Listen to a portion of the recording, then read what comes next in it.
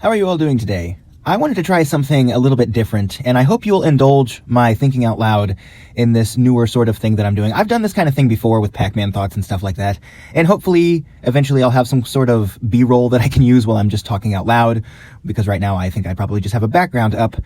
But I wanted to talk today and work through this thing that's been on my mind, and that is the paradox of these channels on YouTube that are there specifically just to cover things negatively.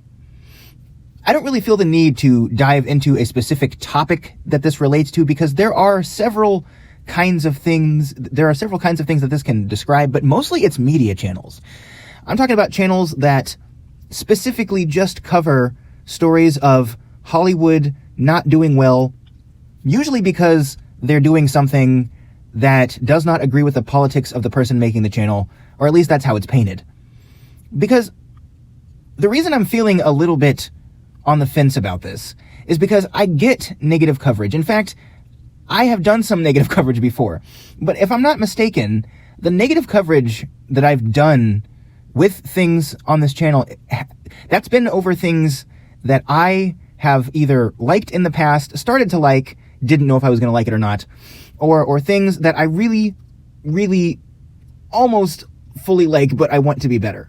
You know, I've talked about movies that have fallen into certain trends that I don't like, and I think brought the movies down. I've talked about writing that I think was suboptimal, and I've talked about even trends in the music industry when I've talked about things like music and films and stuff like that. So I get that. But at what point does the coverage of that topic cross a line into being wholly negative, and you're just capitalizing on anger at this point? Because we saw this with things like Rings of Power. I mean, we've seen it with many things that go toward the trend of what we would call anti-woke coverage. But the Rings of Power, when that came out, and you can look up this entire thing. I've talked about it when I covered Rings of Power a little bit, when I talked about the first couple episodes of that. You can look up the reasoning behind why people got so angry about Rings of Power. But the coverage was just skewed in such a way by these channels, by these very, very negative channels. It was skewed to make it look like no one liked it, nothing good came out of it, everyone involved in its creation didn't know what they were doing, were inexperienced, were foolish, yada, yada, yada. It was completely tailored to make it look like that in some of this coverage. And I think that kind of coverage is just extremely negative, both in its immediate presentation, but also as far as the implications for media in general and how we consume it. Because I'm thinking, when you cover something negatively, should that always be constructive criticism? Should it be something that you didn't know the quality of before you went into it? Or should you actually just seek out negative things to cover? This is sort of the question in my mind, and it is a genuine question in my mind. I don't really know the answer to this, because my natural inclination is to say we shouldn't seek out negative things to cover just to fuel our anger and prove that we are right about something, because everyone's guilty of that for something. But I also don't want to go to the other extreme of saying, essentially, if you don't like something, be quiet about it, because I've seen people say that too. I've seen people say, hey, you don't like this, it's not for you, don't watch it. Which, for many reasons, I think is unfair. I mean, I think media in general, unless it's a very specific thing and it's made to be that from the beginning, most things I think are tailored to a general audience, or at least they're made, even if they're a more niche topic, they're made to draw in people and get them interested in that topic who might not have otherwise been interested in it. And if that's going to be the case, it shouldn't be something where entire groups of people just don't like it because it's not quote unquote for them. Now, I covered the Mario movie and why I still like it, even though to a general audience it might not be it might not be as good as it could be. But I think even in that case, in the case of Mario, if you like it or don't like it, that kind of depends on what you were expecting from it. And I gave it a pass because it's a special case in terms of that genre of movie. But I think that's really the only time I've ever said something like that. And even then I didn't say, if you don't like it, don't watch it, it's not for you. So I don't want to go so far as to say negative coverage is never okay, because I think negative coverage is okay, as long as you are being respectful and as long as you're being constructive in your criticism, I think. Now, some things I think, are so unequivocally bad because a corporation got involved that in that case, you're still being respectful, but you're saying this whole practice that brought this forward just needs to stop. So in other words, that really can't be constructive criticism, because in that case, you're saying this whole thing was wrong from the get-go. And I certainly think we do have films that were made that are like that. But what's the middle ground? What's the middle ground? Because if you've seen these channels before, they'll say things like, this company is imploding, or this company loses this amount of money on this project because the film is bad. Never mind the fact that films that bomb that they think are good, we don't talk about that, because that's not something we can apply the same narrative to. But always negative coverage. I think if you're doing a review channel and all you do is cover negative things, all you do is cover what you didn't like, how much you hated it, how terrible it was, how stupid everyone involved is, I don't even think you're a review channel at that point. You're just a rage mining channel. That's all you're really doing at that point. And I don't want to ask what's the purpose of this, because the cynical side of my brain is just saying these channels exist to make money off of rage. That's what they're there for. But let's assume for a second that someone actually is covering this stuff in a way that's genuine. They genuinely think this. They're not just doing it for the clicks. I think even if you're doing that as a hobby, that's unhealthy at a minimum for you. Because I really do think people should try to see the more positive things in the media they consume. In other words, I think that you should go out of your way to try to enjoy things. Not to lie to yourself about your interests and say that you're interested in things that you're not interested in. I don't think you should do that.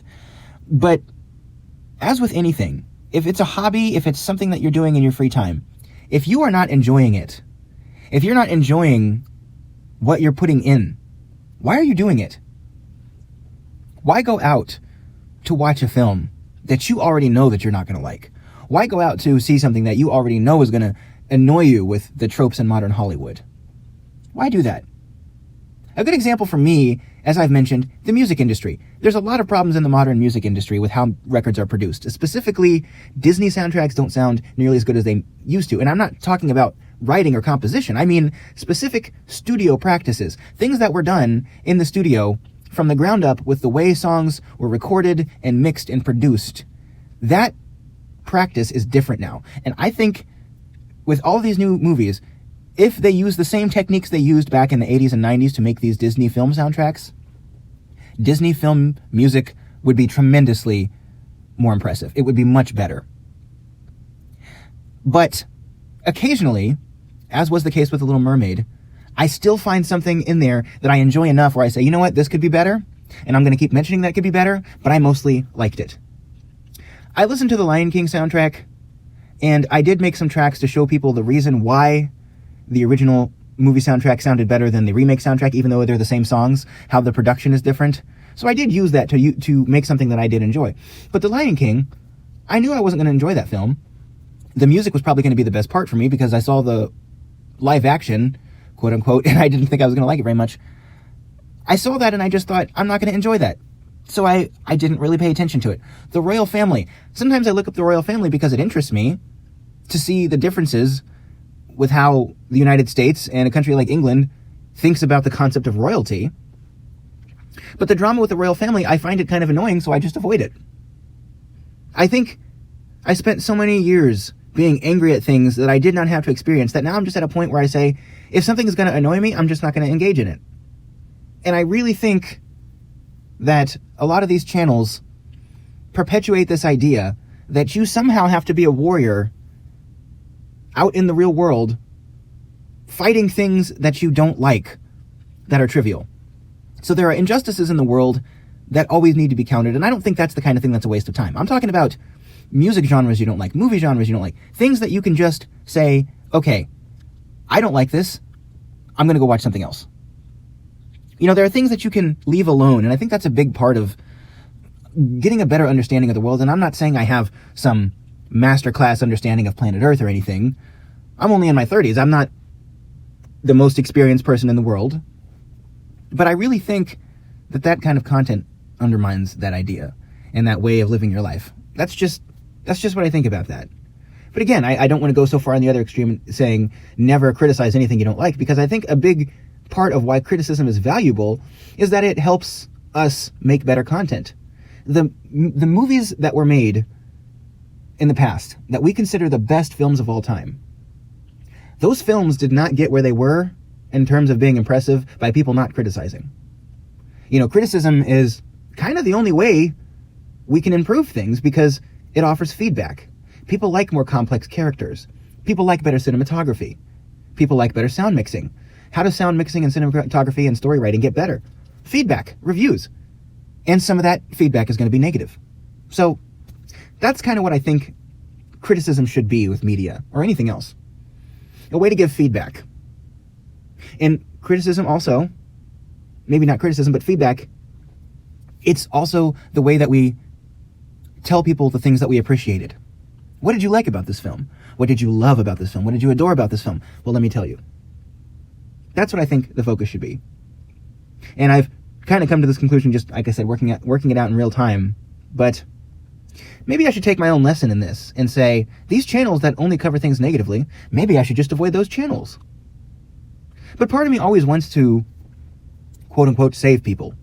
So maybe I'm just guilty of the same thing. I always want to go out and get people to see that what they're doing is pointless, really, when it comes to actually increasing your own enjoyment of things. I don't remember who said this, but I know that there is a quote from someone that basically says, we would love to think that if somebody else has the same facts as us, that they would have the same opinions, and that's just not going to be true. There are people that you could explain this to until you're blue in the face, if they want to hear it even, who are never going to stop wanting to be negative. Because I always want to say to these people, why do you care? This film is terrible. This film is why do you care? Why is it so personally affecting to you that you feel the need to go out and tell other people that what they enjoy is wrong? Not that you didn't enjoy it and you would like to see this so you enjoy it more, that what they enjoy is wrong. I always want to ask these people why they care, and maybe even this video is doing that. I don't know. It's a very complicated issue, but take it from me as a person who used to spend a lot more time doing that, you'll become a lot happier when you just start ignoring things that you don't like. And if it helps you express your opinions and you think it'll be genuinely helpful, to share some criticisms about them as well. So that's kind of me working through my thoughts on this. Please leave your thoughts down below. Sorry about the very strange nature of this format, but I hope to hear from all of you guys. Talk to you later. Have a good day. Bye-bye.